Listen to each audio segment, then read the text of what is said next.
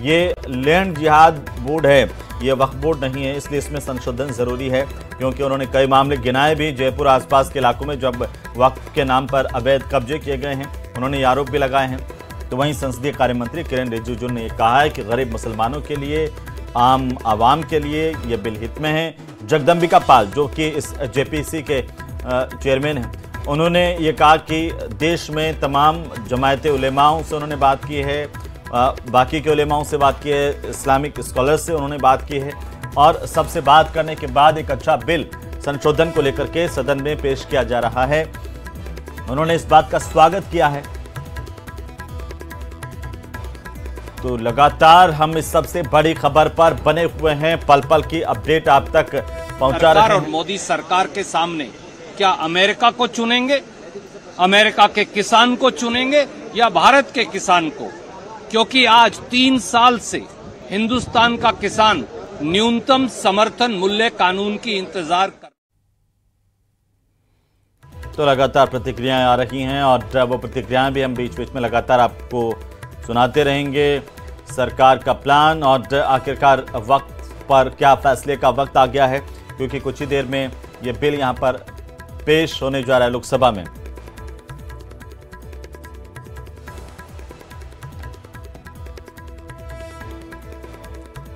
तो देखिए, सरकार के पास बहुमत है और सरकार को उम्मीद है कि पूर्ण बहुमत के साथ ये बिल लोकसभा में पेश हो जाएगा। उसके बाद इसे राज्यसभा में रखा जाएगा। बहरहाल लोकसभा में इस पर चर्चा का समय तय किया गया है।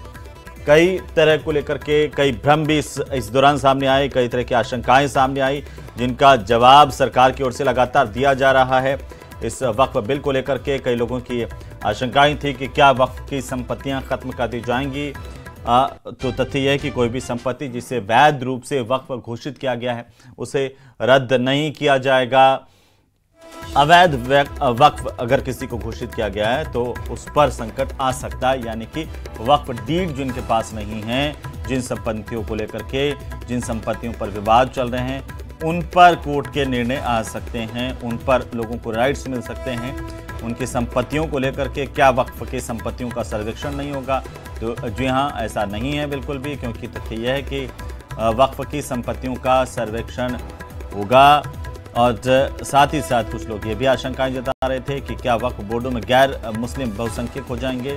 तो सरकार ने यह भी स्पष्ट किया कि ऐसा नहीं है, बोर्ड में गैर मुस्लिम शामिल होंगे लेकिन वे बहुमत में नहीं रहेंगे। तो लगातार प्रतिक्रियाओं का दौर भी चल रहा है। कई तरह की आशंकाओं शंकाओं के बीच में आज ये बिल सदन में पेश होने जा रहा है और ज़्यादा क्लियरिटी आएगी और ज़्यादा स्पष्टता आएगी कि आखिर इस बिल में, इस मसौदे में क्या है, फाइनल ड्राफ्ट में क्या है, क्योंकि सबको इंतजार है आखिरकार इसके पेश होने का।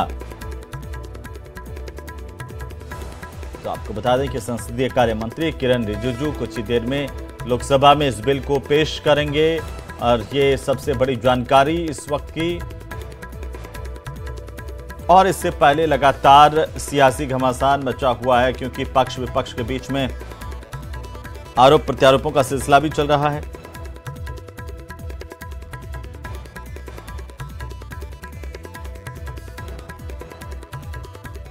और प्रतिक्रियाओं का सिलसिला भी लगातार जारी है। हम अब तक की प्रतिक्रियाएं भी पहुंचाई। आखिरकार इस सबसे बड़ी खबर पर हम नजर बनाए हुए हैं कि कैसे ये पास होने जा रहा है। कुछ ही देर में लोकसभा में ये बिल पेश किया जाएगा।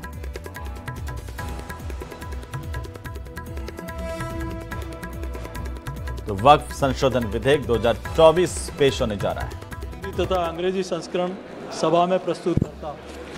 आइटम नंबर 7 माननीय Shri Dean Kuriakose ji. Sir, I rise to lay the 366 report on demands for grants 25-26 pertaining to the Ministry of Youth Affairs and Sports in English and Hindi version of the Standing Committee of Education, Women, Children, Youth Affairs and Sports as listed against my name at serial number 7 in today's order paper. P. Chandrasekhar. Pursuant with para 5 of the Appendix 1 of Delegation of Financial Power Rules 2024 regarding withdrawal of advance from Contingency Fund of India I would like to lay a statement on the table of the House that Ministry of Finance, dated 15/1/2025, conveyed the sanction of President of India for amount 235 crore 95 lakh and 10,000 on the request made by Department of Telecommunications, Ministry of Communications, and an amount of rupees 141 crore 5 lakh 91,093 was withdrawn from contingency fund during the budget session of Parliament to provide loan to MTNL for servicing of the sovereign guarantee bonds of Series 7C, 7D, 8B, 8D and 7E. Thank you. Item number 9, Shri Kiren Rijiju ji. अध्यक्ष महोदय, मैं निम्नलिखित प्रस्ताव पेश करता हूं कि यह सभा 1 अप्रैल 2025 को सभा में प्रस्तुत कार्य मंत्रणा समिति के 9वें प्रतिवेदन से सहमत है।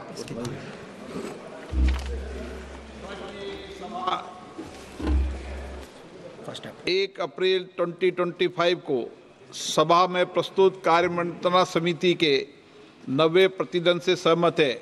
जो सदस्य प्रस्ताव के पक्ष में हाँ गए हैं, जो सदस्य प्रस्ताव के विरोध में ना गए, मेरे विचार में निर्णय हाँ वालों के पक्ष में, हाँ वालों के पक्ष में प्रस्ताव अनुमोदित किया जाता है।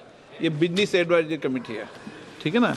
माननीय सदस्य जिन्हें आज नियम 377 के अधीन मामले उठाने की अनुमति दी है, वे व्यक्तिगत रूप से अपना अनुमोदित पाठ सभा पटल पर प्रस्तुत कर सकते हैं।